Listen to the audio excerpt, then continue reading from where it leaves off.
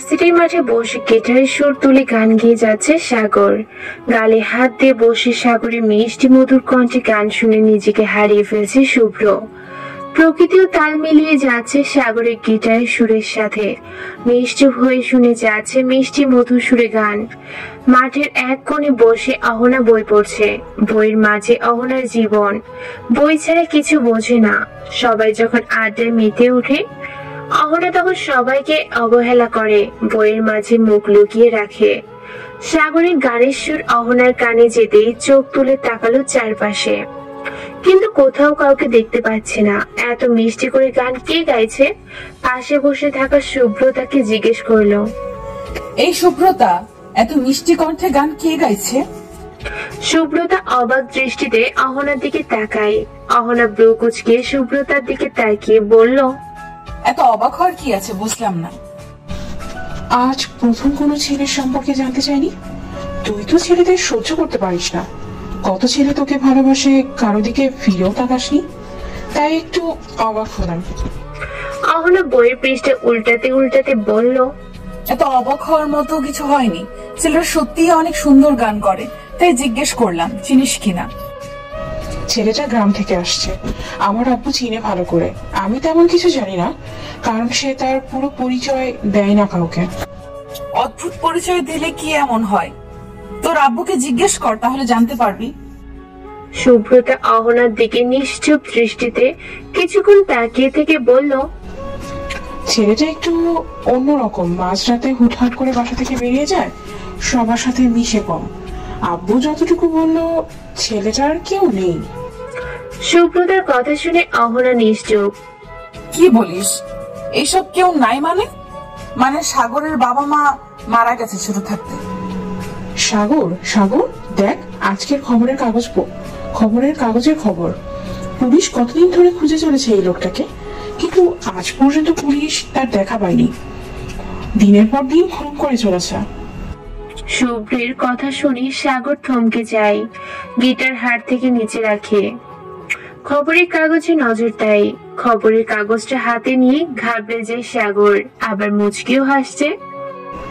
সাগর, জানিস এর সম্পর্কে? আমি জানবো কিভাবে? কনফিউশন। মানে কি শুভ্রতা? মানে পুলিশ জানে না খুনগুলো আসলে করে কে, আর তার পরিচয় কেউ জানে না। অভ্রের কথা শুনে হেসে দেয় সাগর আর বলে, কি সব বলিস?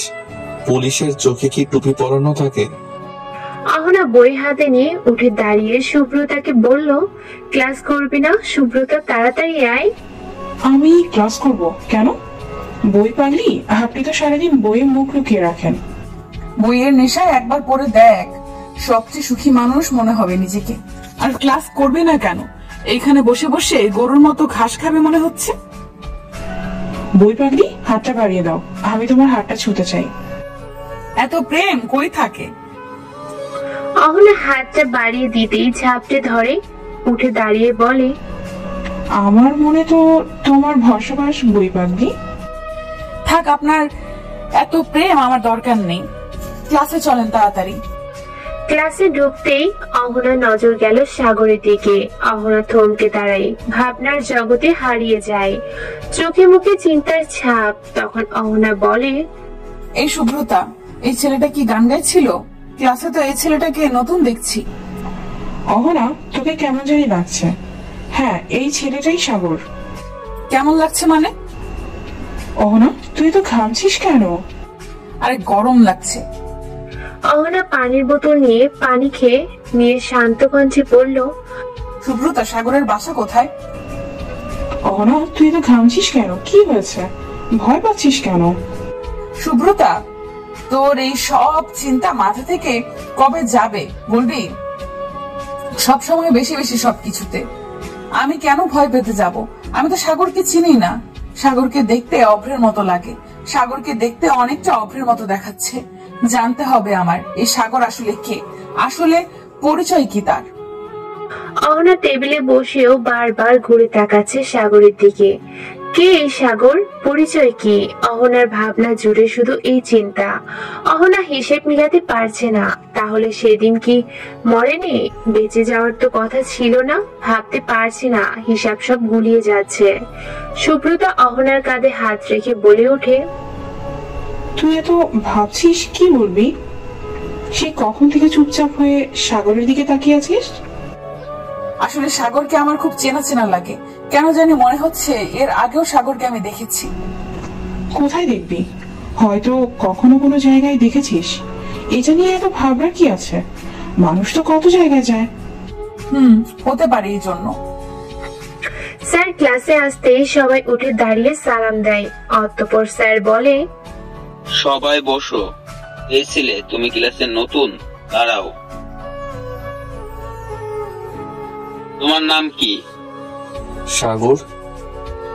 তোমার বাবা মা কেউ নেই? ছোট থাকতে মারা গেছে। বাবা মায়ের কথা কেউ জানতে চাইলে রাগ উঠে যায়। তবুও নিজের ভেতরের রাগটা কারোর সামনে প্রকাশ করি না। নিজেকে সামলে নিতে হয়। নিজের পরিচয় আড়াল করে চলতে হয়। এই সমাজ বড় নিষ্ঠুর। থাকো কোথায়? পড়ালেখার খরচ চালায় কে? যদি কোনো সাহায্য লাগে আমাকে বলো। ঠিক আছে। তোমার জন্য অনেক মায়া হচ্ছে। এত মিষ্টি একটা ছেলের পৃথিবীতে কেউ নেই। তোমার একা থাকতে কষ্ট হয় অনেক।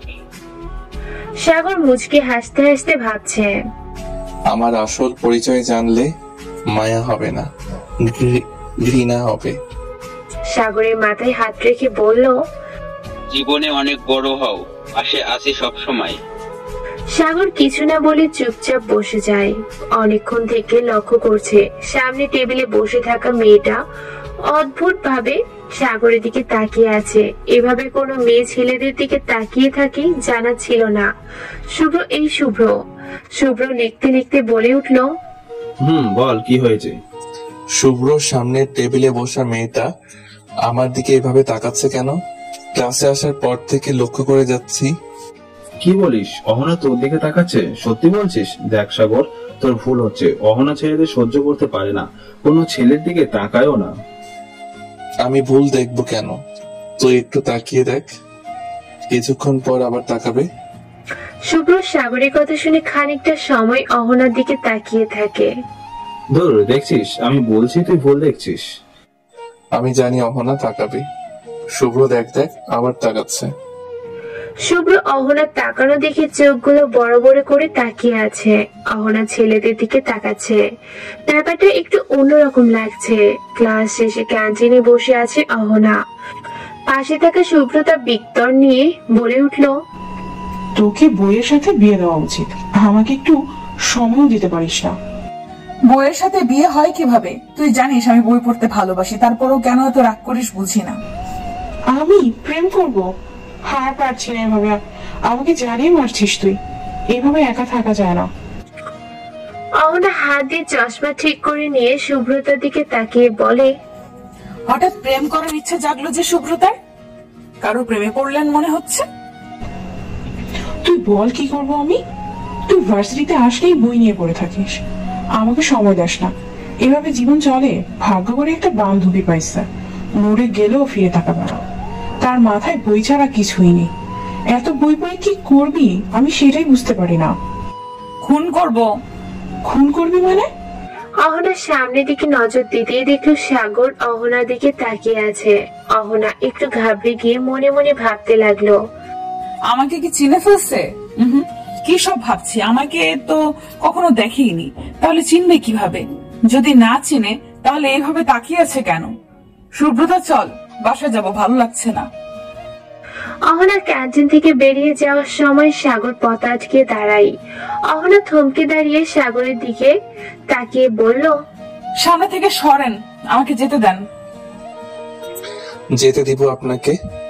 আগে বলেন তো, ক্লাসে বারবার আমার দিকে তাকাচ্ছিলেন কেন? আমাকে কি আপনার খুব চেনা চেনা লাগে? সাগরের কথাটা কানে যেতেই অহনা ভয়ে ঘামতে শুরু করে। সাগর বুঝলো কিভাবে অহনা কাঁপা কাঁপা কণ্ঠে বলে উঠল, আমি আপনাকে চিনবো কিভাবে? আপনি এত ভয় পাচ্ছেন কেন? আমি তো মজা করে বলছি। এত ভয় পাওয়ায় তো কিছু হয়নি। অদ্ভুত মেয়ে তো আপনি। কখনো কোনো ছেলের সামনে দাঁড়াননি? সে কখন থেকে ঘেমে যাচ্ছেন? আপনি আমার পথ ছাড়েন, বাসায় যাব। আপনার নাম কি? আমার নাম আপনি এতক্ষণে ঠিক জেনে গেছেন, তাই নামটা আমার বলার দরকার মনে করছি না। আমরা বন্ধু হতে পারি যদি আপনার আপত্তি না থাকে। সুযোগ কি নিজে নিজে ধরা দিচ্ছ আমার কাছে? আমি যদি সাগরের সাথে বন্ধুত্বের সম্পর্কে জড়াই তাহলে অনেক কিছু আমি জেনে যাব। সাগর আসলে কে, যে প্রশ্নগুলো মনের ভিতর ঘুরপাক খাচ্ছে সব প্রশ্নের উত্তর পেয়ে যাব। যদি এই সাগর অভ্র হয়ে থাকে তাহলে তার মৃত্যু খুব শীঘ্রই ধরা দিবে। অভ্রের বেঁচে থাকার কোনো অধিকার নেই। সাগর অহনার দিকে তাকিয়ে থেকে বলে, আপনি কোন জগতে হারিয়ে গেলেন?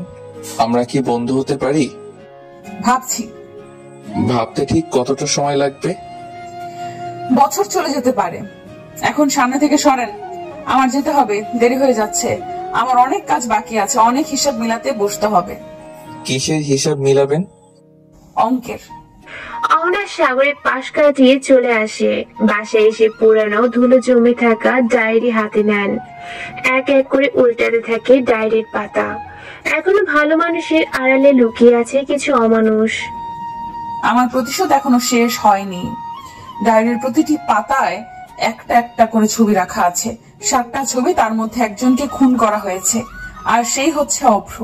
সেদিন পারিনি নিজের বোনকে বাঁচাতে, পারিনি বাবা মাকে বাঁচিয়ে রাখতে, শুধু নিজে বেঁচে আছি প্রতিশোধের তীব্র আগুন চোখে নিয়ে। তোদের আমি এক এক করে খুঁজে বের করে মারবো, বেঁচে থাকতে দিব না। আমার পুরো পরিবার শেষ করে দিছিস। কি অপরাধ ছিল আমার আপুর? সুন্দরী হয়ে জন্ম নেওয়াটাই তার সবচেয়ে বড় ভুল ছিল। কি অপরাধ ছিল আমার বাবা মায়ের?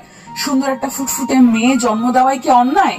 সমাজ, এই সমাজকে ঘৃণা করি, প্রচন্ড ভাবে ঘৃণা করি। সমাজ বাঁচতে দেয়নি আমার পরিবারকে। কথাগুলো ভাবতে ভাবতে অহনার চোখ দিয়ে শুধু পানি ঝরে যাচ্ছে। যদি এই সাগর অভ্র হয়ে থাকে তাহলে তার মৃত্যু নিশ্চিত। হঠাৎ অহনার ফোনটা বেজে ওঠে। ফোনের স্ক্রিনে তাকিয়ে দেখলো একটা অচেনা নাম্বার থেকে কল আসছে। অহনা ফোনটা হাতে নিয়ে কল রিসিভ করতেই ফোনের উপাস থেকে বলে উঠলো, আমি অর্ক বলছি। আমার পেছনে পুলিশ লেগে আছে, যার কারণে নিজেকে কিছুদিন লুকিয়ে রাখছি। তবে একটা খবর আছে। কি খবর বলো? সাজিদের খবর পাইছি। কথাটা শুনে অহনা নিজেকে সামলাতে পারছে না। রাগে চোখ মুখ লাল হয়ে গেছে। অতঃপর রাগী কণ্ঠে বলে ওঠে, কোথায় আছে? পৃথিবীর কোন শক্তি পারবে না আজকে তাকে বাঁচিয়ে রাখতে। আজকেই তার শেষ দিন। শান্ত হও, সুযোগ আমিও খুঁজছি, কিন্তু পাচ্ছি না। তার চারপাশে ঘিরে পুলিশ পাহারা দেওয়া। পুলিশ কি কিছু বুঝতে পারছে? তা আমি জানি না, তবে রাতে একটা সুযোগ পেতে পারি। ব্যবসার কাজে দেশের বাইরে যাবে। খোঁজ রাখো, আমিও নিজেকে প্রস্তুত করি। একটা কথা কোনোভাবে যেন পালাতে না পারে। আজ যেন তার শেষ দিন হয়। অহনা ম্যাডাম, আমার একটা কথা জানার খুব ইচ্ছে। কেন আপনি এভাবে নিজেকে আড়াল করে একটার পর একটা খুন করে যাচ্ছেন? সাবধানে থেকো, নিজের খেয়াল রেখো, আর সাজিদের সব খোঁজ খবর আমাকে দিবে। অহনা ফোন কেটে দিয়ে কান্নায় ভেঙে পড়ে। কি করে বোঝাবো আমার মনের ভিতর কতটা আগুন জ্বলে? কাউকে বোঝানোর ক্ষমতা আমার নেই। সন্ধ্যার বারান্দায় দাঁড়িয়ে আছে শুভ্রতা। হঠাৎ শুভ্রতার নজর রাস্তার দিকে যায়। ল্যাম্প পোস্টের আলোতে দেখা যাচ্ছে কালো একটা গাড়ি শুভ্রতার বাসার সামনে দাঁড় করানো আছে। গাড়ির পাশে দাঁড়িয়ে আছে একটা লোক, কালো পোশাক পরা, মাথায় কালো টুপি। ঠিক বোঝা যাচ্ছে না, কিন্তু আমাদের বাসার সামনে থেকে কেন? লোকটা গাড়িতে উঠে চলে যায়। আমাদের বাসায় তো কোনো ছেলে নেই। হঠাৎ সাগরের কথা মাথায় আসলো। তাহলে সাগর? ধুর, কি সব ভাবছি। সাগর এত দামি গাড়ি নিয়ে কই যাবে? একবার যাব সাগরের রুমে গিয়ে দেখে আসি। সুব্রত সাগরের রুমের দরজার সামনে গিয়ে দাঁড়ায়। দরজা ধাক্কা দিয়ে বুঝতে পারলো দরজাটা আসলে ভেতর থেকে বন্ধ করা। তাহলে সাগর ভেতরে আছে। একটাবার ডাক দিব সাগরকে। ডাক দেয়া কি উচিত হবে? সাগর তো এখনো আমার সাথে কথা বলেনি। সুব্রতা সাগরকে ডাক দিবে ঠিক সেই মুহূর্তে সুব্রতার আব্বু পিছন থেকে এসে ডাক দিল। তার আব্বুর ডাক শুনে চমকে উঠল সুব্রতা। পিছন ঘুরে তাকিয়ে বলল, আব্বু, কিছু বলবে আমাকে? তুমি সাগরের রুমের সামনে কি করো? সুব্রতা চুপচাপ ভাবছে। আব্বুকে এখন কি বলবো? কিছুক্ষণ চুপচাপ থেকে শুভ্রতা আব্বুর দিকে তাকিয়ে বলল, আব্বু, সাগরের কাছ থেকে একটা নোট নেওয়ার ছিল। সাগর এখন ঘুমাচ্ছে, বিরক্ত করার দরকার মনে করছি না। সাগর ঘুম থেকে উঠলে আমি বলে দিব, এখন নিজের রুমে যাও। শুভ্রতা নিজের রুমে এসে চুপচাপ বসে থাকে। টেবিলের উপর থেকে ফোনটা হাতে নেয় আর ভাবে, অহনাকে একটা কল দিব। অহনাকে ফোন করে কি হবে? সে তো ব্যস্ত, সারাক্ষণ বইয়ের মধ্যে লুকিয়ে রাখে। আমাকে দেওয়ার মতো সময় যে তার নেই। শুভ্রতা অভিমানে গাল ফুলিয়ে বসে থাকে। অহনা হাতে সাজিদের ছবি নিয়ে ভাবছে, তোদের বেঁচে থাকার কোনো অধিকার নেই। আমার আপুর স্বপ্ন পূরণ করতে দিলি না, আমার আপুর স্বপ্ন পূরণ হতে দিলি না, আম্মু আপুর স্বপ্ন কিছুই পূরণ হতে দিলি না। তোদের মতো মানুষরূপী পশুদের মৃত্যু অহনার হাতে। অহনা বাম হাত দিয়ে চোখের পানি মুছে নেয়। অহনার ফোনটা বেজে ওঠে। অর্ক ফোন দিছে, তার মানে সাজিদের কোনো খবর দিবে। এই ভেবে পাশে থাকা ফোনের স্ক্রিনে নজর দিয়ে দেখলো, অবহেলিত ভালোবাসা, এই কাজটা শুভ্রতার। কখন আমার ফোন নিয়ে নিজের ফোন নাম্বার এই নাম দিয়ে সেভ করছে। এই মেয়েটা আসলেই পাগলি। কল রিসিভ করতেই শুভ্রতা বলে উঠল, মিস ইউ বই পাগলি। আমি জানি এখনো তোর হাতে বই। আচ্ছা, তোর আমার কথা মনে পড়ে না? না। সত্যি? তুই এত পাগলি কেন? আমার তুই ছাড়া কে আছে? আব্বু আম্মু আপু সবাই নিষ্ঠুর, আমাকে একা রেখে চলে গেল। একবারও আমার কথা চিন্তা করেনি। এই নিষ্ঠুর সমাজ বাঁচতে দেয়নি। আমি জানতাম। কি? তুই আমাকে একটুও ভালোবাসিস না। মাঝে মাঝে ইচ্ছে করে কি তোর চোখের চশমাটা হাতে নিয়ে ভেঙে দিই, তারপর তুই চোখে কম দেখবি, পড়তে পারবি না, সারাক্ষণ আমাকে সময় দিবি, তখন অনেক মজা হবে। তারপর তোর হাত ধরে কিছুটা পথ হাঁটবো। এই শুভ্রতা, তুই এত রোমান্টিক কেন? একটা কাজ করতে পারিস, বিয়ে কর, আমাকে একটা দুলাভাই উপহার দে।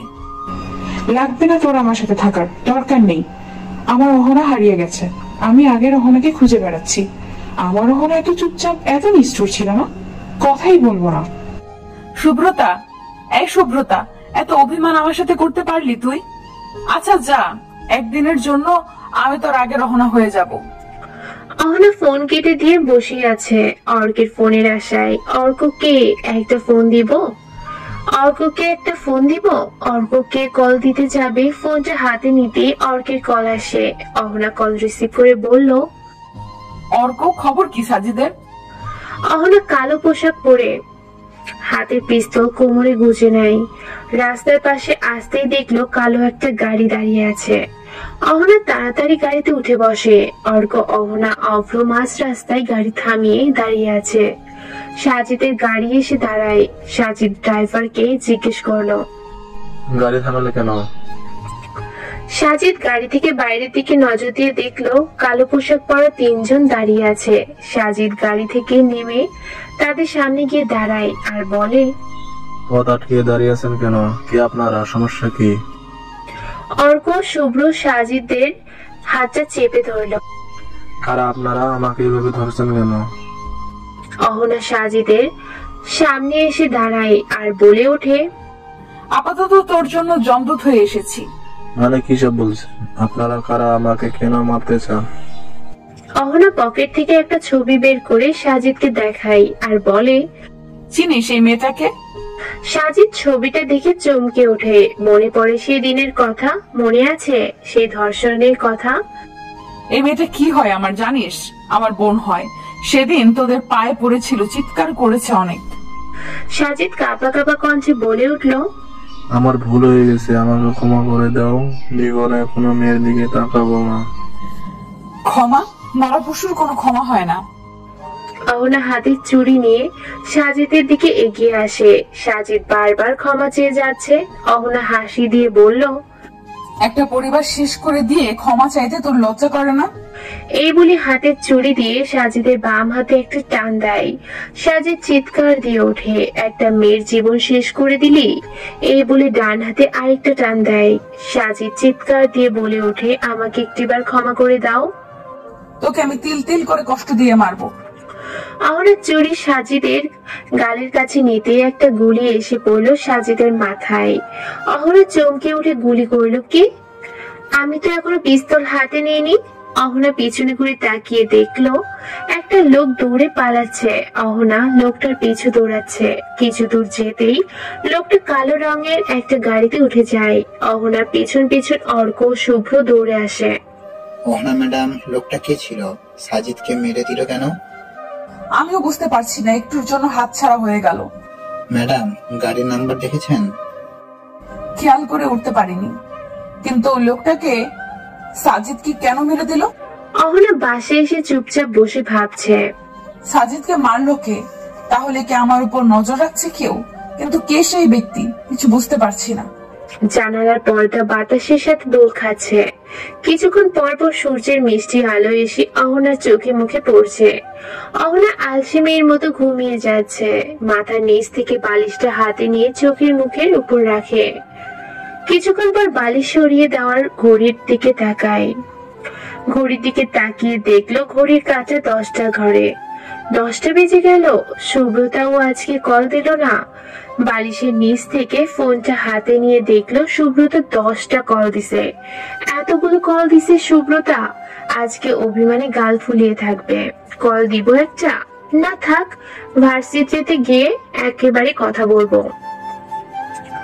ভার্সিটির গেটের সামনে দাঁড়িয়ে আছে সুব্রতা। অহনা রিক্সা থেকে নামতেই সুব্রতা অহনার সামনে গিয়ে দাঁড়ায়।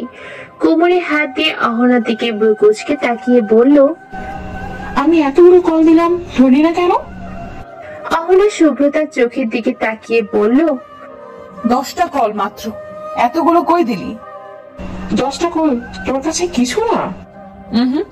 আমার সুব্রতা এর থেকে অনেক বেশি জ্বালাতো, তাই 10টা কল তেমন কিচ্ছু হতে পারে না। অহনার কথা শুনে সুব্রতা অবাক হয়ে অহনার দিকে তাকিয়ে থাকে। অহনা হাঁটছে, হঠাৎ সামনে এসে দাঁড়ায় সাগর। অহনা চোখ তুলে সাগরের দিকে তাকায়। সাগর অহনার চোখে চোখ রেখে বলল, কাল রাতের ঘুমটা কেমন হলো আপনার? আপনি মনে হয় অনেক রাত করে ঘুমান। সাগরের কথায় অহনার একটু সন্দেহ লাগে আর ভাবে, সাগর জানলো কিভাবে অহনা রাত করে ঘুমায়? সাগর কি তাহলে অহনার পিছু নিয়েছে? তাহলে কাল রাতে খুনটা কি সাগর করেছিল? সাজিদকে কি সাগর খুন করেছে? সাজিদকে কেন খুন করতে যাবে সাগর? সাগর যদি অভ্র হয় তাহলে তো খুন করার কথা না, কারণ সাজিদ তো অভ্রের লোক ছিল। এই যে ম্যাডাম, আপনি এত ভাবছেন কি? আপনি সারাদিন বই পড়েন আর ভাবতে থাকেন। এত নিরিবিলি চুপচাপ কেন আপনি? সাগর, তোমার সমস্যা কোথায়? কাল থেকে অহনার পিছু রাখছো? সুব্রতা, আমি অহনার সাথে বন্ধুত্ব করতে চাই, কিন্তু অহনা তো কিছুই বলছে না, চুপচাপ হয়ে দাঁড়িয়ে আছে। শোনেন সাগর সাহেব, আমি ছেলেদের বিশ্বাস করি না, ছেলেদের ঘৃণা করি, আর কোন ছেলের সাথে বন্ধুত্ব আমি করব না। আপনি আমাকে বিশ্বাস করবে না। কেন? ছেলেরা আপনাকে কি করছে? অহনা কথা না বাড়িয়ে চুপচাপ সুব্রতার হাতটা চেপে ধরে। সাগরের পাশ কাটিয়ে চলে যায়। অহনা, তোকে একটা কথা বলা হয়নি। কি কথা? অহনা, কাল রাতে সুব্রতা পুরো কথা শেষ করার আগে সাগরের ফোনে কল বেজে ওঠে। সাগরের কলের শব্দ শুনে অহনা দাঁড়িয়ে যায়। সাগর ফোনটা রিসিভ করতে ফোনের ওপাশ থেকে বলে উঠল, কই আছেন? তাড়াতাড়ি দেখা করেন, অনেক দরকারি কথা আছে। আমি আসছি, দাঁড়া। এই বলে সাগর পিছন ঘুরে তাকিয়ে দেখলো অহনা দাঁড়িয়ে আছে। আপনি এখানে? এই তো কতগুলো কথা শুনিয়ে চলে গেলেন। তাহলে আমার সাথে সত্যি আপনি রাজি? না। দূর। এই বলে সাগর তাড়াহুড়া করে বের হয়ে যায়।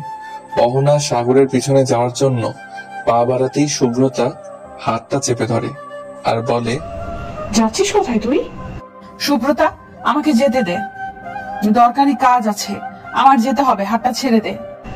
ভুলে গেলি? তুই কালকে রাতে তো বলেছিলি আজকের দিনটা শুধু আমার জন্য। মিথ্যে বলেছিস তুই? তুই আমাকে মিথ্যে বলতে পারলি? দেখ, আমাকে যেতে হবে। এই সাগর আসলে কে আমাকে জানতে হবে, কার সাথে দেখা করতে যাচ্ছে। অহনা সুব্রতার দোগালে আলতো করে হাতটা রেখে বলল, সুব্রতা, আমার সত্যি দরকারি কাজ আছে, প্রমিস, কালকের দিন শুধু তোর জন্য, কোনো কাজও থাকবে না। সুব্রতা অভিমানে 2 ফোঁটা চোখের পানি ফেলে দেয় আর বলে, অহনা, তুই কেন বলতে গেলি? আগে তো এমন ছিলি না। আমার সেই চেনা অহনা কোথায়?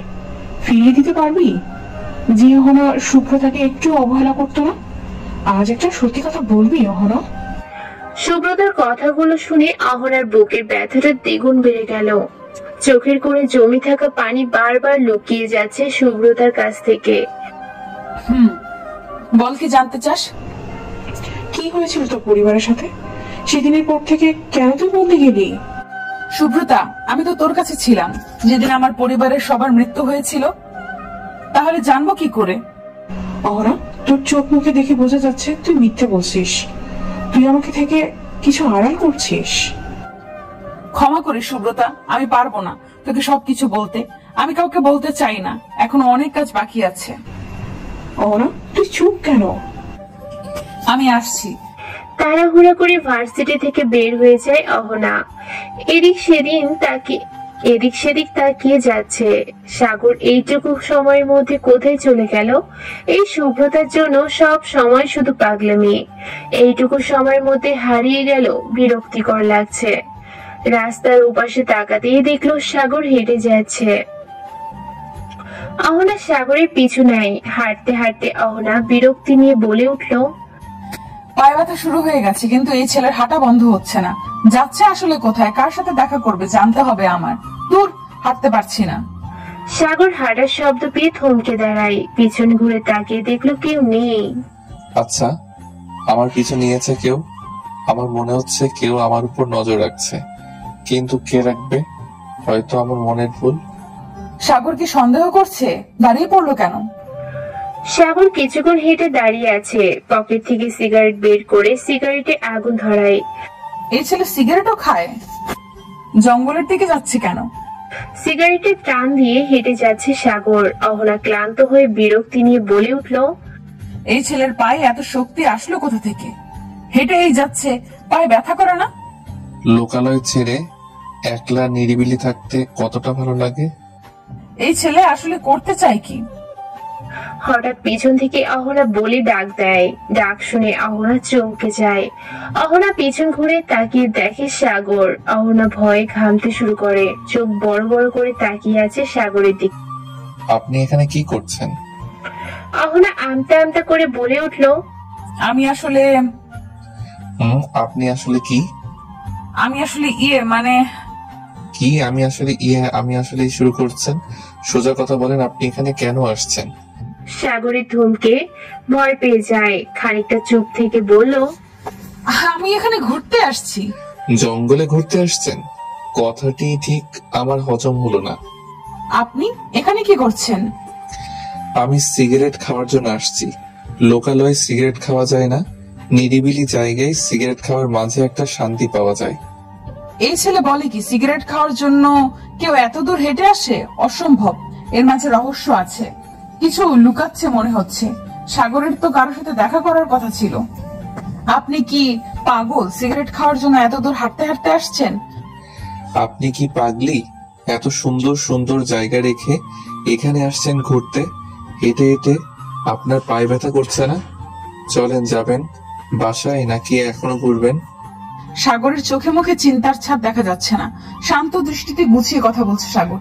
দেখে মনে হচ্ছে সবকিছু স্বাভাবিক। তাহলে কি আমি সাগরকে ভুল সন্দেহ করছি? তাহলে সাগর কি অভ্র না? গুলিয়ে যাচ্ছে সব।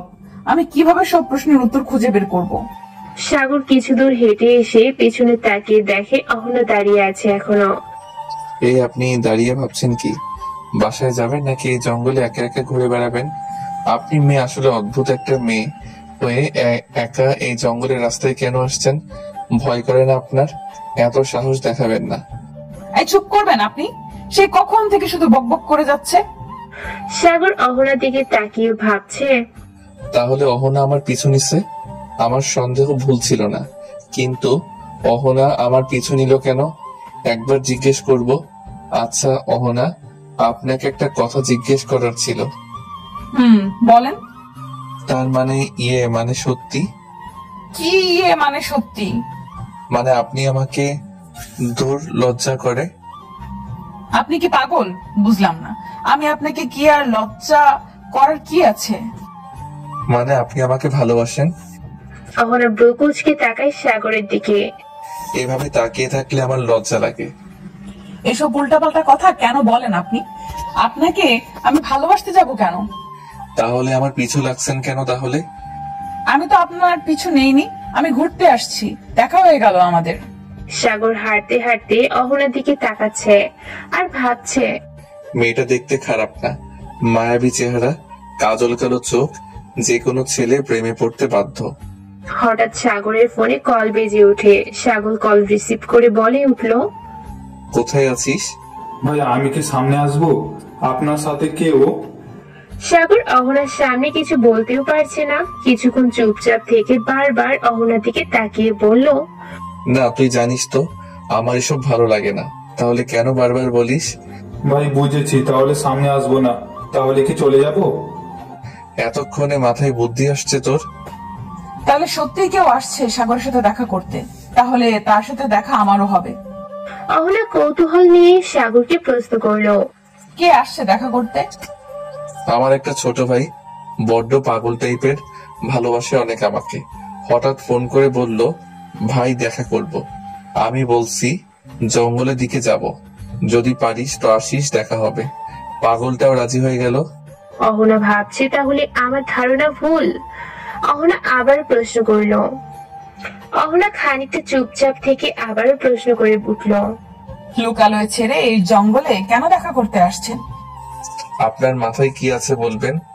আমি কি বলছি আবার ভাবুন। আমি আপনাকে বলছি যে আমি জঙ্গলে আসছি, তাকে বললাম আমি জঙ্গলে যাব। আমি ভাবছি হয়তো সে এখানে আসবে না, কিন্তু এখন তো দেখি ফোন দিয়ে বলছে সে আসবে। কি হচ্ছে কিছুই বুঝছি না, সব কেমন জানি গুলিয়ে যাচ্ছে। আপনার বাসায় কে কে আছে? হঠাৎ দুজনের কথার মাঝে সাদা ধোঁয়া চারিদিকে ছড়িয়ে পড়ে।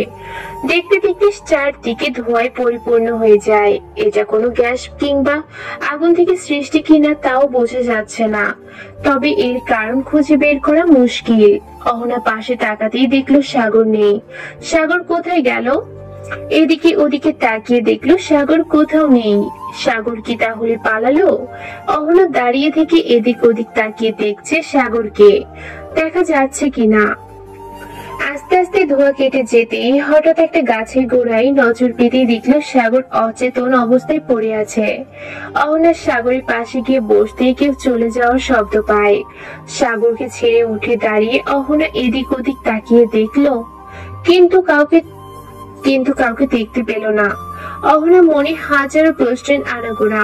অহনা সাগরের কাছে গিয়ে বসে ব্যাগ থেকে পানি নিয়ে সাগরের চোখে মুখে ছিটিয়ে দেয়। অহনা সাগরকে টেনে রাস্তায় নিয়ে আসে। অহনা শুভ্রকে ফোন দেয়। শুভ্র কানে হেডফোন দিয়ে গান শুনছে। হঠাৎ ফোনটা বাজতেই ফোনের স্ক্রিনে তাকিয়ে দেখলো অহনার ফোন। শুভ্র ফোনটা রিসিভ করে বলে উঠলো, বলেন অহনা আপু। কোথায় আছো? গাড়ি নিয়ে জঙ্গলের দিকে আসো। শুভ্র অহনাকে কোনো প্রশ্ন না করে গাড়ি নিয়ে বেরিয়ে যায়। অহনা সাগরের পাশে বসে আছে শুভ্রের অপেক্ষায়। কিছুক্ষণ পর পর উঠে দাঁড়িয়ে তাকাচ্ছে অহনা। শুভ্র গাড়ি থেকে নেমে এসে বলল, আপু কি হয়েছে? সাগরকে অচেতন হয়ে আছে। সাগরে কি হয়েছে? এভাবে পড়ে আছে কেন? পরে বলবো সব, এখন সাগরকে তুলো। অহনা আর শুভ্র মিলে সাগরকে গাড়িতে তুলে নেয়। সাগরকে হাসপাতালে ভর্তি করিয়ে দিয়ে অহনা শুভ্রকে কল দেয়। শুভ্রতা অভিমান নিয়ে বসে আছে। অহনা একের পর এক কল দিয়ে যাচ্ছে। শুভ্রতা অভিমানে ফোনটা হাতেও নিচ্ছে না। অহনা ভাবছে, আজকে আমি সত্যি শুভ্রতাকে কষ্ট দিয়ে ফেলেছি। শুভ্রতার সাথে বড্ড অন্যায় করে ফেলেছি। অহনা হসপিটালের চেয়ারে বসে আছে। শুভ্রতা কলটা একটিবার ধর। শুভ্রতা ফোনটা রিসিভ করে বলে উঠলো, ব্যস্ত মানুষ বলেন, কি বলার আছে? কই ছিলি এতক্ষণ? সেই কখন থেকে কল করে যাচ্ছি। আপনি জানি কি করবেন। আজকে মনে হচ্ছে বেশি অভিমান জমেছে। আমার শুভ্রতা এত রাগ করতে জানে? আগে তো জানতাম না। আচ্ছা শুভ্রতা, এই বানানের উচ্চারণ করে দিবি। কোন বানানের? ভালোবাসি। এই বানানের উচ্চারণ পারি না। এত ঢং করে লাভ নেই। আমার ভালোবাসি বলবো না। এত চালাকি আমার সাথে? অবশেষে ভালোবাসি বললি? আমি বলিনি। এত ঢং না করে তাড়াতাড়ি বেরিয়ে আসেন। সুব্রতা তৈরি হয়ে বাসা থেকে বেরিয়ে রিক্সা নেয়। সুব্রতা হাসপাতাল থেকে বেরিয়ে রাস্তার পাশে এসে দাঁড়ায়। সুব্রতা এসে নামতেই অহনার কাছে আসে। অহনা সুব্রতার গুমড়ে মুখের দিকে তাকিয়ে আছে, ঠোঁটে হালকা কামড় দিয়ে বলল, সুব্রতার এখনো রাগ কমেনি, এতবার সরি বলার পরেও কমেনি। আচ্ছা আমাকে শাস্তি দে, তারপরে অভিমান করে থাকিস না। আমি অভিমান কেন করব? অভিমান করার অধিকার আমার নেই। অহনা মুচকি হাসতে হাসতে সুব্রতাকে বলল, আমার দিকে তাকিয়ে বল, অভিমান করিসনি? অভিমান করার অধিকার তোর কই গেল? সুব্রতা অন্যদিকে মুখ ফিরিয়ে বলল, এত ঢং দেখলে আমার গায়ে জ্বালা করে। অহনা সুব্রতাকে জড়িয়ে ধরে বলল, এবার ঠিক আছে, এত রাগ করতে নেই। বেশি রাগে কষ্ট বেশি, বুঝলি পাগলি? আপনি কে চিনতে পারছি না। কেন কেন? একটু অচেনা অচেনা লাগছে, আবার চেনা চেনাও লাগছে। সুব্রতা কি বলিস? মাথার উপর দিয়ে যাচ্ছে সব। চেনা চেনা আবার অচেনা লাগছে মানে? আমার সেই চেনা অহনাকে ফিরে পেয়েছি। অহনার মাঝে সেই চঞ্চলতা খুঁজে পাচ্ছি। চুপচাপ নীরবতাগুলো আজকে তার মাঝে খুঁজে পাচ্ছি না। একটু অবাক হচ্ছে, হঠাৎ এই পরিবর্তনের কারণ কি জানতে পারি? কপাল আমার, সুব্রতার জন্য নিজেকে পরিবর্তন করছি। সে আগের মানুষটি হতে চাচ্ছি, কারণ সুব্রতা আমার জীবনের সব। সুব্রতাকে যে বড্ড ভালোবাসি। ভালোবাসিস সন্দেহ আছে? কেন? সুব্রতা হাঁটতে হাঁটতে অহনার হাতটা চেপে ধরে বলল, কাল সকাল হলেই তো আবার বলতে যাবি, কারণ একটা দিনের জন্য। পুরো কথা শেষ করার আগে সুব্রতা থমকে গিয়ে দীর্ঘশ্বাস ছাড়ে। অহনা সুব্রতার হাতটা আরো একটু শক্ত করে ধরে সুব্রতার দিকে তাকায়।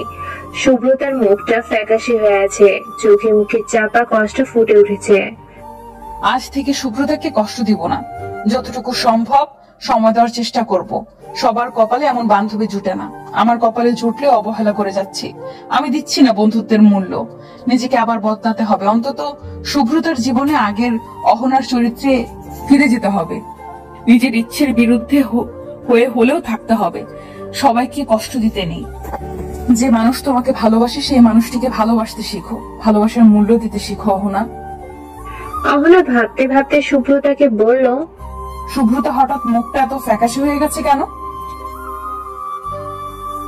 সুব্রতা নিঃসুপ কেন? সুব্রতাকে এত নিঃসুপ থাকলে ভালো লাগে না। সুব্রতার সামনে তাকাতেই দেখলো সাগর। সাগর এখানে কি করছে? সুব্রতার কথা শুনে অহনা হেসে দেয় আর বলে, সাগর তো হাসপাতালে। সাগর এখানে আসবে কি করে? সাগর হাসপাতালে মানে? কি হয়েছে সাগরের? আর তুই জানলি কিভাবে? অহনা সামনে তাকিয়ে দেখলো সত্যি সত্যি সাগর দাঁড়িয়ে একটা ছেলের সাথে কথা বলছে। কিন্তু সাগর এখানে কিভাবে আসবে? সাগর তো অসুস্থ, হাসপাতালে। অহনা সাগরকে দেখে এগিয়ে যেতে সুব্রতা বলে উঠল, আবার পালিয়ে যাচ্ছিস কোথায়? সুব্রতা তো 2 মিনিট দাঁড়া। এই বলে অহনা সাগরের দিকে এগিয়ে যাচ্ছে। হঠাৎ একটা বাইক এসে সাগরকে তুলে নিয়ে চলে যায়। হচ্ছে কি এইসব? তাহলে তখন যে লোকটার সাথে দেখা করার কথা ছিল, সাগর সেই লোকটার সাথে দেখা করছে। সাগরকে দেখে মনে হচ্ছে সম্পূর্ণ সুস্থ। লোকটাই বাকে, মুখটাও দেখলাম না। পিছন থেকে সুব্রতা এসে অহনার কাঁধে হাত রাখতেই অহনা চমকে ওঠে। এখানে দাঁড়িয়ে ভাবছিস কি? কই কিছু না তো। সুব্রতা আমাকে হাসপাতালে যেতে হবে, কালকে ভার্সিটিতে দেখা হবে। অহনা কয়েকবার এগিয়ে যেতেই পিছন থেকে সুব্রতা বলে উঠল, কথা এমনটা ছিল না অহনা। কথা ছিল আজকে সারাটা দিন শুধু তোর, আমার আর তোর। এত কিসের ব্যস্ততা তোর? যাচ্ছিস যা, আজকের পর থেকে আমিও তোকে। অহনা দাঁড়িয়ে কথাগুলো শুনে ভাবছে, আমি আর 10টা মানুষের মতো স্বাভাবিক জীবনযাপন করতে পারছি না। আমি তোকেও সময় দিতে পারছি না। দিন শেষে আমার ঠিকানা হবে জেলখানা। সেদিন হয়তো আরো বেশি কষ্ট পেতে হবে। এখন যে ভালোবাসা আমার প্রতি আছে, সেই ভালোবাসা সেদিন থাকবে না সুব্রতা। ঘৃণা করবি হয়তো সেদিন। অহনা পেছনে ঘুরে না তাকিয়ে সামনে হাঁটতে শুরু করে। একটা রিক্সা নিয়ে হাসপাতালে এসে হাজির হয়। ভালো করে নজর দিয়ে দেখলো চারপাশে। পুরনো একটা বাড়ি লতা পাতা দিয়ে জড়িয়ে আছে চারপাশে। গাছে গাছে পাতা মাটিতে পড়ে জমে আছে। গাছ পুরো বাড়িটাকে ঘিরে আছে। এখানে পুরনো বাড়ি আসলো কিভাবে? এখানে তো একটা হসপিটাল ছিল, যেখানে আমি নিজে এসে সাগরকে ভর্তি করিয়ে দিয়ে গেছি। আমি ভুল কোনো জায়গায় আসছি। মামা, এখানে তো একটা হসপিটাল ছিল। রিক্সার ড্রাইভার হেসে দিয়ে বলল, এখানে হাসপাতাল বই থেকে আসবে, অনেক পুরনো একটা বাড়ি। আজকে কতদিন মনে হয় 40 থেকে 50 বছর হয়ে গেছে, কেউ থাকে না। অনেকে বলে এই বাড়িতে ভূত আছে, রাত হলে কান্নার শব্দ শোনা যায়, রাতে এই রাস্তায় কেউ হাঁটে না। অহনা কথাগুলো শুনে বোকার মতো তাকিয়ে থাকে আর বলে, এখানে ভূত থাকে মানে? মামা, ভূত বলে কিছু হয় না, এসব আপনাদের ভুল ধারণা। এই বলে অহনা রিক্সা থেকে নেমে যায়। অহনা পুরনো বাড়ির দিকে পা বাড়াতে পিছন থেকে রিক্সা ড্রাইভার বলে উঠল, ভিতরে যেও না, সত্যি তোমার ক্ষতি হয়ে যাবে। তুমি জানো না এ বাড়িতে সত্যি ভূত থাকে, যে এই বাড়িতে যায় সে আর বেঁচে ফিরতে পারে না। অহনা থমকে দাঁড়ায়। লোকটার দিকে তাকাতে দেখলো লোকটা ভয় পেয়ে আছে।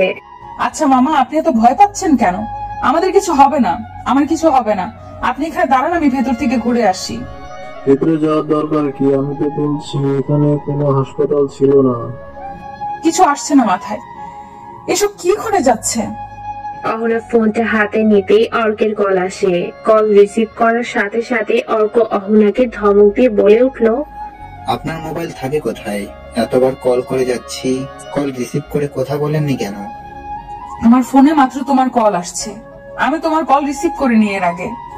ম্যাডাম, আপনার কল তাহলে আমি রিসিভ করছি। আপনি কল লিস্ট চেক করেন তাহলে হবে।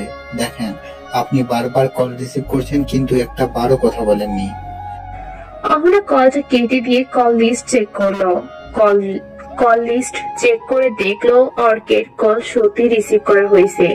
কিছুক্ষণ পর অহনা অর্কের ফোনে কল করে।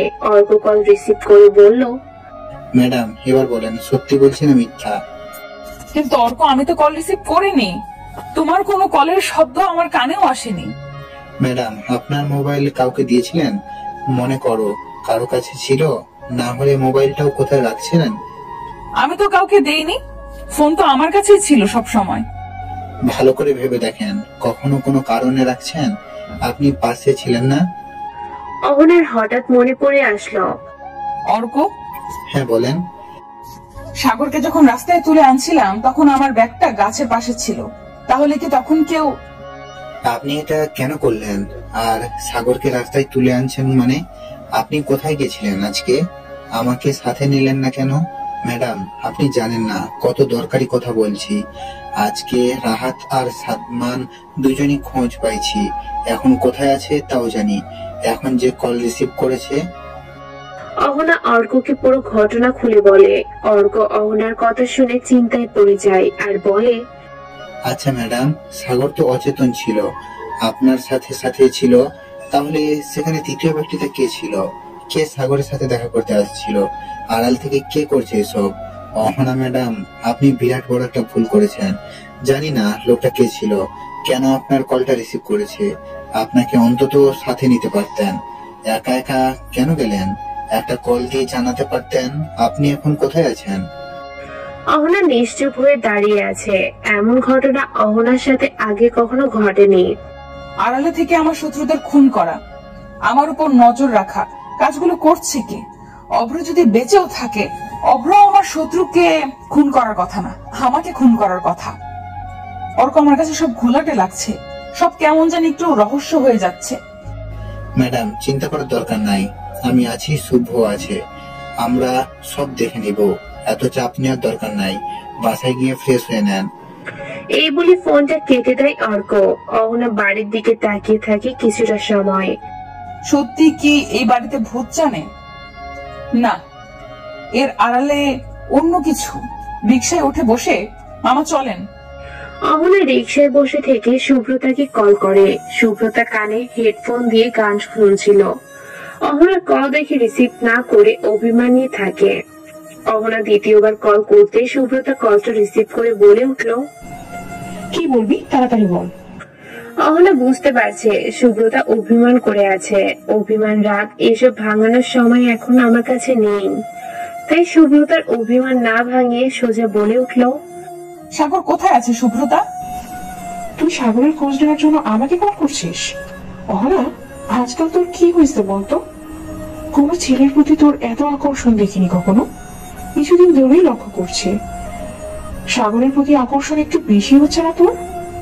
শুভ্রতা ভুল না বুঝে যেটা জিজ্ঞেস করছি সেটা বল, সাগর কোথায় আছে? আচ্ছা তুই লাইনে থাক, আমি দেখছি। সুব্রতা বিছানা থেকে উঠে সাগরের দরজার সামনে গিয়ে দাঁড়ায়। বাইরে থেকে উকি মেরে দেখলো অহনা, সাগর তো বাসায় বিছানায় শুয়ে আছে। সুব্রতা সাগরকে জিজ্ঞেস কর কখন হসপিটাল থেকে বাসায় গেছে। অহনা, তুই কি সব বলছিস? সাগর হাসপাতালে কেন যাবে? সুব্রতা তোকে যা বলছে তাই কর। সুব্রতা সাগরের রুমে ঢুকতে যাবে, ঠিক তখনই সুব্রতার আব্বু সামনে এসে হাজির। সুব্রতা আব্বুকে দেখে ফোনটা কান থেকে সরিয়ে নেয়। সুব্রতা, এখানে কি করো? নিজের রুমে যাও। আসলে আব্বু রুমেই যাচ্ছিলাম, এই শুভ্রতা রুমে চলে আসে। অহনা সরি, আব্বু চলে আসছে। আব্বু আমাকে সাগরের রুমের সামনে যেতে বারণ করেছে, রুমে গেলে তো খুন করবে। আব্বু যে রাগী, সরি রে, পারলাম না খবর দিতে। আজব তো, সাগরের রুমে কি আছে যে সাগরের রুমে যাওয়া নিষেধ? আমি জানি না, আব্বু জানে সব। এমনকি আম্মু সাগরের রুমে যেতে পারে না। অদ্ভুত বিষয়টা। আচ্ছা রাখছি, পরে কথা হবে। অহনা বাসায় এসে ব্যাগটা রেখে ফ্রেশ হয়ে যায়। হঠাৎ আকাশ জুড়ে কালো মেঘের খেলা, জোরে জোরে বাতাস বইছে, গাছের ডাল পাতা বাতাসে দমকা হাওয়ার মতো দুলছে।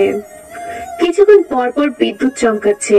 সুব্রতা ব্যালকনিতে দাঁড়িয়ে দেখছে এই বৃষ্টি বুঝি নামবে। চারদিকে অন্ধকার হয়ে আসছে, হঠাৎ মুষলধারায় বৃষ্টি নামে। চারপাশ ধোঁয়াশে হয়ে আছে। বেলকনি গ্রিল ধরে দাঁড়িয়ে বৃষ্টির অপূর্ব সৌন্দর্য উপভোগ করছে সুব্রতা। কিছুক্ষণ পরপর বাতাসের সাথে বৃষ্টির পানি এসে পড়ে সুব্রতার চোখের মুখে। সুব্রতা গ্রিল ফাঁক দিয়ে বাইরে হাতটা বাড়িয়ে দিয়ে বৃষ্টি পানিতে হাতটা ভিজিয়ে নেয়। ল্যাম্প পোস্টের আলোতে দেখা যাচ্ছে রাস্তার পাশ দিয়ে হেঁটে যাচ্ছে এক জুটি। যদিও পরিষ্কার বোঝা যাচ্ছে না কিছু, সব ঝাপসা লাগছে। সুব্রতা দেখলো একটা গাড়ি এসে থেমেছে। সুব্রতা অবাক হয়ে তাকিয়ে, এই গাড়িটা তো কাল রাতেও এখানে এসে থেমেছে, কিন্তু এখানে কেন থামে? সুব্রতা রুম থেকে বেরিয়ে রাস্তায় আস্তে আস্তে গাড়িটা উধাও হয়ে যায়। সুব্রতা রাস্তার পাশে এসে দাঁড়ায়।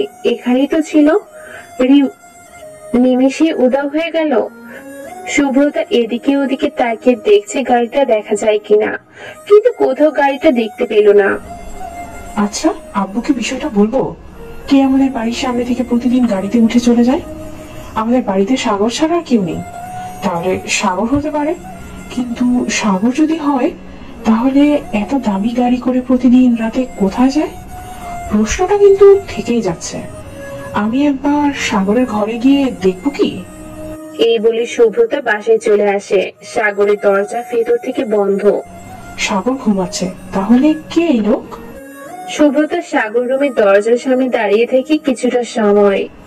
জানালা দিয়ে উকি দিব, দেখবো ভিতরে সাগর আছে কিনা। এই বলে সুব্রতা জানালা দিয়ে উকি দেয়, কিন্তু ভিতর থেকে পর্দা টানা, জানালা বন্ধ করা। সুব্রতা চোখে মুখে বিরক্ত ভাব নিয়ে বলে উঠল, এই সন্ধ্যায় কিসের ঘুম যায়? দরজা জানালা সব বন্ধ করে ঘুমাতে হয়? ছেলে তো না, মনে হচ্ছে ডায়মন্ড। কেউ নিয়ে পালিয়ে যাবে। বিষয়টা আব্বুকে জানাতে হবে। এই বলে সুব্রতা আম্মুর রুমের দিকে যায়। দরজার সামনে গিয়ে দাঁড়িয়ে, আব্বু আসবো ভেতরে? সুব্রতা কিছুটা সময় দাঁড়িয়ে থাকে। রুমের ভেতর থেকে সাড়া না পেয়ে দরজা ধাক্কা দেয়। ভেতর ঢুকে দেখে রুম ফাঁকা, ভিতরে কেউ নেই। আব্বু আবার কোথায় গেলে? ব্যালকনিতে গিয়ে দেখি, এখানে তো আব্বু নেই। তাহলে মনে হয় ছাদে। এই বৃষ্টি দিয়ে ছাদে কি করবে? তারপরও একটাবার দেখে আসি। সুব্রতা এক পা দুপা করে সিঁড়ি বেয়ে ছাদে উঠে পুরো ছাদ ঘুরে এদিকে ওদিকে তাকিয়ে দেখলো কেউ নেই। আব্বু তো ছাদেও নেই। সুব্রতা ছাদ থেকে নেমে রান্নাঘরে চলে যায় আর তার আম্মুকে বলে, আম্মু, ও আম্মু। কি হয়েছে বলেন মহারানী? এই আম্মুর একটা স্বভাব। আব্বু আম্মু কোথায় জানো তুমি? নিজের রুমেই তো ছিল। আম্মু আব্বু বাসায় নেই, পুরো বাড়ি খুঁজে দেখেছে। তাহলে হয়তো ছাদে আছে। আম্মু ছাদেও নেই।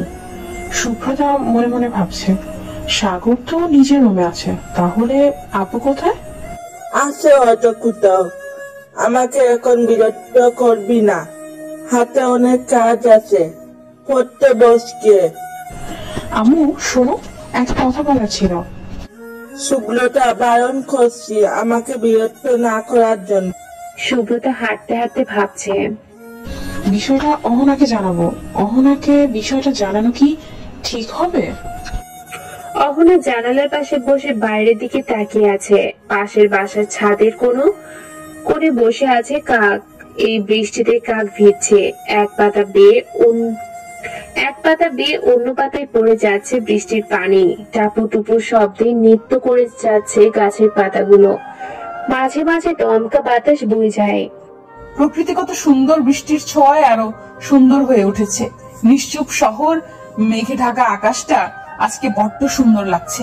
ইচ্ছে করছে কিছুটা সময় প্রকৃতির সাথে কাটাতে, কিন্তু আমার সময় নেই। আমাকে যে এখনো বের হতে হবে।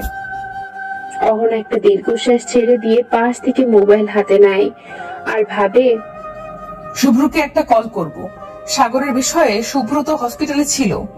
থাক, দেখাতে হবে, সামনে জিজ্ঞেস করে নেব তখন।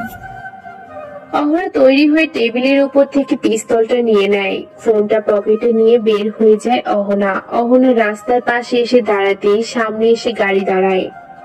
আপনি কোথায় আছেন? তাড়াতাড়ি আসেন, রাহাতকে খুঁজে পেয়েছি। সাদমানের খোঁজ পেয়েছো? তখন বলেছিলে। তাহলে সাদমান কোথায় এখন? সাদমানকে খুঁজে পাচ্ছি না, তবে রাহাতকে ধরে নিয়ে আসছি। পালানোর অনেক চেষ্টা করছে। শুভ্রকেও আঘাত করেছে। শুভ্র হাতে ব্যথা পেয়েছে। শুভ্র এখন ঠিক আছে? হ্যাঁ, এখন ঠিক আছে। অহনা জঙ্গলের রাস্তা ধরে আস্তানায় আসে। এসে দেখলো রাহাতকে চেয়ারের সাথে বেঁধে রাখা হয়েছে। রাহাতকে দেখে অহনার রাগটা বেড়ে যায়। রাহাতের সামনে একটা চেয়ার টেনে বসলো অহনা। এতদিন লুকিয়ে লুকিয়ে ছিলি, তোকে মারার আগে আমার কিছু কথা জানার দরকার। রাহাত ঘাবড়ে গিয়ে ঘামতে থাকে। অহনার দিকে বারবার তাকাচ্ছে আর কাঁপছে। অহনা ব্রু কুঁচকে রাহাতের দিকে তাকিয়ে আছে। কিরে, এখন এত ভয় করে কেন?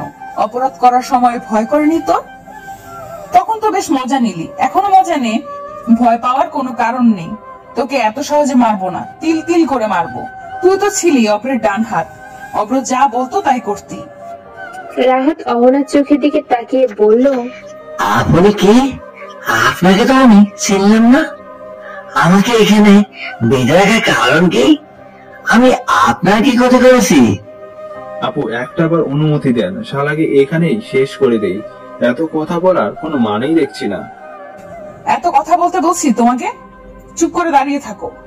হঠাৎ বাইরে কারোর হাঁটার শব্দ শুনে গেছে। অর্ক বলে উঠল, বাইরে মনে হচ্ছে কেউ আছে, আমি একবার দেখে আসবো। যেতে হবে না, বাইরে কেউ নেই। রাহাতের দিকে তাকিয়ে বলল, তুই মনে হচ্ছে নিষ্পাপ একটা ছেলে, কখনো কোনো অপরাধ করিসনি। শুভ্র রাহাতের চুলগুলো হাতের মুঠোয় ধরে নেয়। অহনা দাঁড়িয়ে বলল, মনে পড়ে ধর্ষণের কথা? তোরা তো ধর্ষণ একটা করিসনি, দিনের পর দিন মেয়েদের উপর অত্যাচার করেই যাচ্ছিস। কত মেয়েকে ধর্ষণ করেছিস, হিসাব আছে তোর? বল। রাগান্বিত দৃষ্টিতে তাকিয়ে আছে রাহাতের দিকে। রাহাত হেসে দিয়ে বলল, তুই আমার কিছু করতে পারবি না। কথাটা শোনা মাত্র অহনা রাহাতের গালে থাপ্পড় বসিয়ে দেয়। হাতে একটা লাঠি নিয়ে মারে ইচ্ছে মতো। তোর কিচ্ছু করতে পারবো না, তুই বেঁচে ফিরবি না, তোকে আমি বেঁচে থাকার সুযোগ দিব না। রাহাত আবারও হেসে দিয়ে বলল, তুই আমার কিছু করতে পারবি না, কারণ তুমি নিজেই বেঁচে থাকবি না। রাহাতের কথায় অর্ক শুভ্রের রাগ উঠে যায়। আমি বুঝতে পারছি না রাহাতকে কেন এখনো বাঁচিয়ে রাখছেন। আমার তো ইচ্ছে করছে এখনই রাহাতকে শেষ করে দেই। শুভ্র লক্ষ্য করলো দরজার বাইরে কেউ দাঁড়িয়ে আছে। অহনা দরজার দিকে তাকিয়ে দেখলো খুব শীঘ্রই তোর মৃত্যু আসছে। তৈরি হয়ে নে, আর তোর মৃত্যুর অব্রের হাতেই হবে। তোকে এত কথা বলতে বলিনি। অব্র কোথায় সেটা বল। এই অব্রকে যতদিন শেষ করতে না পারছি আমার ঘুম হবে না শান্তিতে। তাড়াতাড়ি বল, অব্র কোথায়? সেই দিন মরেনি, বেঁচে গেছে, এখন আর বাঁচবে না। অব্রের সাথে আমার যোগাযোগ নেই। অব্র বেঁচে আছে না মরে গেছে তাও জানি না, তবে অব্র বেঁচে থাকে তোর মৃত্যু নিশ্চিত। অহনা যখন রাহাতকে নিজের মনের রাগ প্রকাশ্যে উদ্ধৃত হয় তখনই অবাক করা বিষয় ঘটে। সাইলেন্সার লাগানো পিস্তল থেকে শাট করে একটা গুলি শব্দ শোনা যায়। অহনার সাথে সাথে দরজার দিকে তাকাই, দেখে একটা ছায়া মূর্তি সেখানে থেকে সরে যাচ্ছে। তারপর অর্ক তাড়াতাড়ি বাইরে আসে, সেখানে কাউকে দেখতে পায় না। অহনাও বের হয়। দরজার সামনে কারোর পায়ের ছাপ স্পষ্ট লেগে আছে ধুলোর উপর। অর্ক, আগন্তুক ব্যক্তিটা এইদিকে গিয়েছে, জঙ্গলের দিকে। ওর পায়ের ছাপ এটাই বলছে, এখনো বেশি দূর যেতে পারেনি, চলো। অহনা কথা মতো অর্ক সেই দিকে দৌড় দেয়। কিছু দূর যাওয়ার পর দেখে কালো পোশাক পরে কে যেন দৌড়ে চলে যাচ্ছে। তারপর জঙ্গলটা বেশ গভীর, এখানে রাহাতের হয়তো ধর্ষণের মতো কাজও করেছে। অহনার ইচ্ছে ছিল ওদের জায়গাতে ওদেরকে তিলে তিলে কষ্ট দিয়ে মারার। বিশাল এই জঙ্গলে অহনা, অর্ক আর রাহাত ছাড়া যে অন্য কেউ থাকবে সেটা কখনো অহনা ভাবেনি। অহনা থেমে যায়, অর্ক দৌড়ে এগিয়ে যায় সামনের দিকে। অহনা থেমে যায় কারণ কেন জানে না, আগন্তুক তার অনেক চেনা মনে হচ্ছে।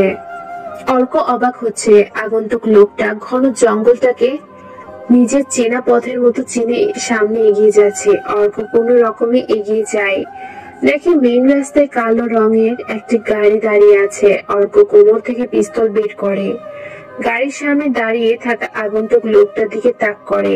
গুলি ছুড়বে তখনই আগন্তুক লোকটা অর্কের দিকে ফিরে তাকায়। অর্ক হাত নামিয়ে নেয়, মুখটা ভৌতিক মাস্কে ঢাকা। কোমর থেকে পিস্তল বের করে সে রাস্তার পাশে রেখে দেয়। অর্ক খাবার মতো তাকিয়ে থাকে, তারপর কিছু না করে লোকটা গাড়ি চালিয়ে চলে যায়। অর্কর বোকার মতো তাকিয়ে থাকে। অহনা ওর সামনে এসে দাঁড়ায় আর বলে ওঠে, এভাবে তাকিয়ে আছো কেন? লোকটাকে আমি দেখেছি, মানে চিনি না, মুখটা ঢাকা ছিল, আমি হয়তো চিনি। আচ্ছা বাদ দাও, চলো গাড়ির ওখানে। দুজন একসাথে আসে। অহনা হাতে গ্লাভস পরে সাইলেন্সার আটকানো পিস্তলটা হাতে নেয়। যখনই সে উঠতে যাবে দেখে একটা ছোট চিরকুট। অহনা সেটা হাতে নেয়, একটা ভাঁজ খুলতেই সেখানে লেখা দেখে, চলো মাইন্ড গেম খেলি। তুমি রেডি তো? থাক না তাহলে কিছু রহস্য, হোক না কিছু বন্দি, তোমার সাথে বাঁধবো আমি রহস্যের সন্ধি। অহনা অবাক হয়, এমনটা লেখার মানে কি? তবে কি সবকিছু নতুন দিকে যাচ্ছে? আয়নার দিয়ে তাকাতেই দেখলো একটু দূরে কালো একটা গাড়ি দাঁড়িয়ে আছে। বিষয়টা গুরুত্ব না দিয়ে গাড়ি আবারও চালানো শুরু করে। অহনা আবারও লক্ষ্য করলো গাড়িটি অহনার উপর নজর রাখছে। অহনা গাড়ি থামিয়ে গাড়ি থেকে নেমে যায়, জঙ্গলের মাঝে ঢুকে যায়। কিছুটা দূর গিয়ে আড়ালে দাঁড়ায় অহনা। আড়ালে দাঁড়িয়ে লক্ষ্য করে যাচ্ছে গাড়িটার উপর। গাড়িটা থামিয়ে একটা কালো পোশাক পরা লোক নামলো। কে এই মানুষ? আমার পেছনে কেন লাগছে? অর্ক ভালো করে নজর দিয়ে দেখলো সেই দিনের লোকটা। অর্ক ফিস ফিস করে বলল, ম্যাডাম, লোকটাকে চেনা চেনা লাগে, সেদিন তো এই লোকটা দৌড়ে পালিয়েছে। অর্ক, এটা অভ্রের কাছে না তো? অভ্র এই খুনগুলো করছে? অভ্র নিজের লোকেদের নিজে কেন খুন করবে?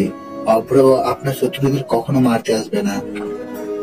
লোকটা দাঁড়িয়ে থেকে এদিক ওদিক তাকাচ্ছে, চেহারাটা বোঝা যাচ্ছে না, মাথায় কালো টুপি পরা। অহনা লুকোচুরি খেলা শেষ করার জন্য সামনে গিয়ে দাঁড়ায়। অর্ক অহনার পাশে দাঁড়িয়ে আছে। অভ্র অহনাকে দেখে চমকে যায়। অহনা অভ্রকে জিজ্ঞেস করলো, কে আপনি?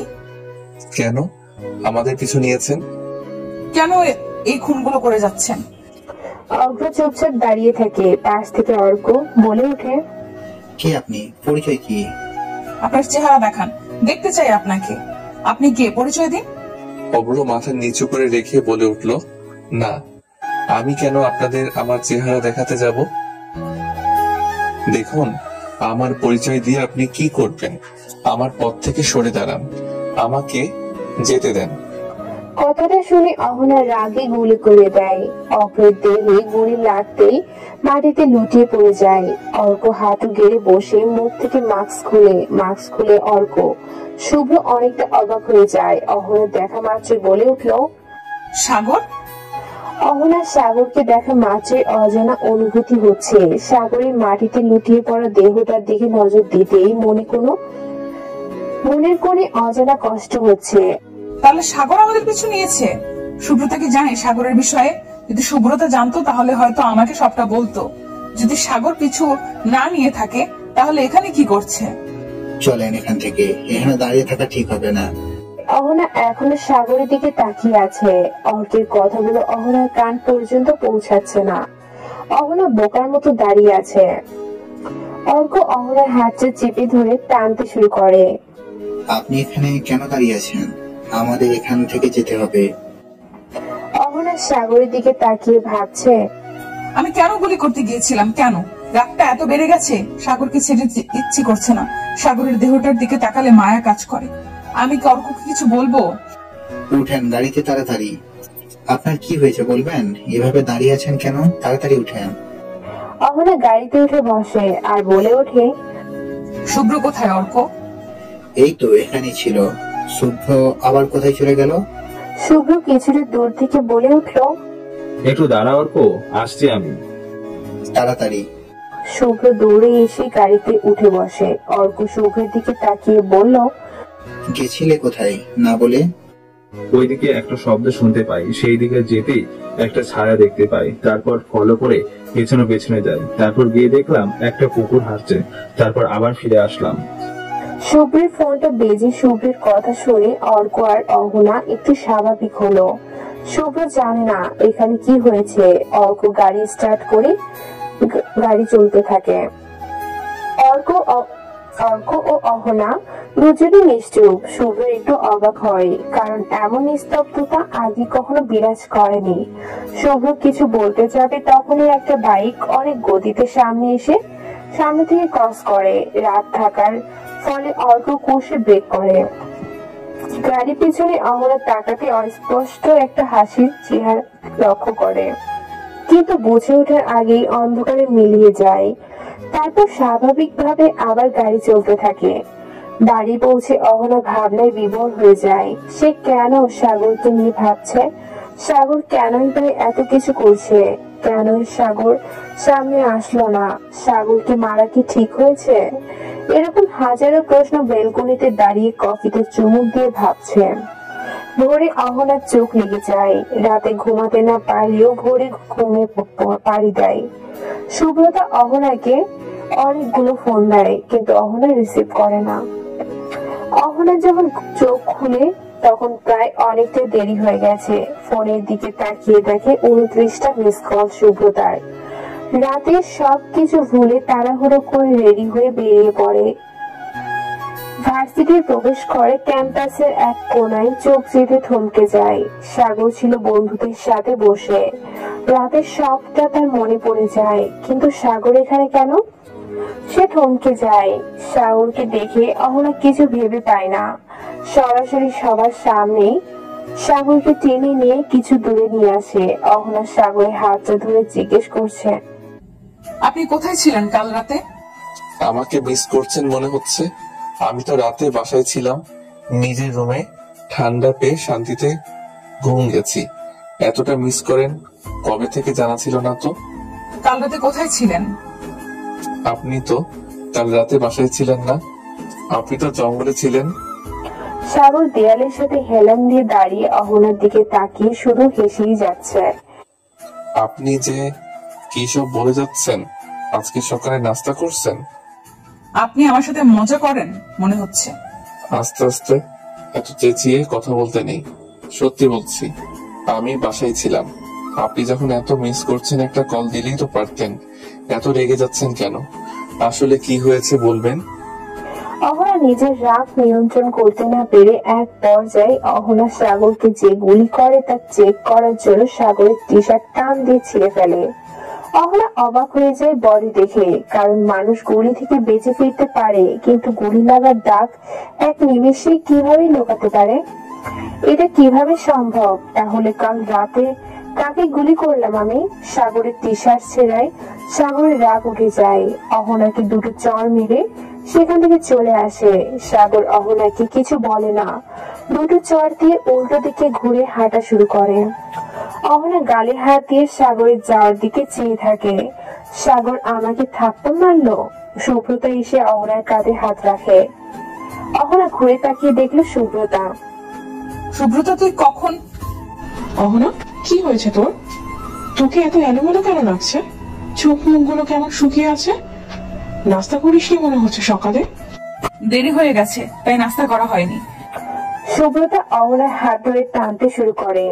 এই সুব্রতা, কোথায় নিয়ে যাচ্ছিস? সেভাবে টানাটানি শুরু করলি কেন? তোর কি হয়েছে তুই ভালো জানিস। আমাকে তো কিছু বলবি না, তাই জানতেও চাই না। শুধু একটু ঠিক মতো খাবার খেয়ে নিবি। চোখ মুখ দেখে মনে হচ্ছে কাল রাতে ঘুমাসনি, ঠিক মতো খাবার খাস না, নিজের যত্ন নেস না। সুব্রতা থাম থাম, এত সাহস করতে হবে না। আমি ঠিক আছি, খাবারও ঠিক মতো খাই, ঘুমও ঠিকঠাক মতোই যাই। তুই শুধু চিল্লাচিল্লি করিস। কানের নিচে কয়টা দিব, অনেক হয়েছে। আর না, ক্যান্টিনে গিয়ে চেয়ার টেনে বসলো দুজনে। অহনা, কি খাবি? খেতে ইচ্ছে করছে না। খেতে ইচ্ছে করছে না বললেই কি হবে? চুপচাপ খেয়ে নিবি, কোনো কথা হবে না। সুব্রত জ্বালিয়ে মারে, যা বলবে তাই করতে হবে। রাগ ওঠে। পাশে টেবিলে সাগর বসে বন্ধুদের সাথে চা খাচ্ছে। অহনাকে দেখে সাগরের মনে মায়া কাজ করে।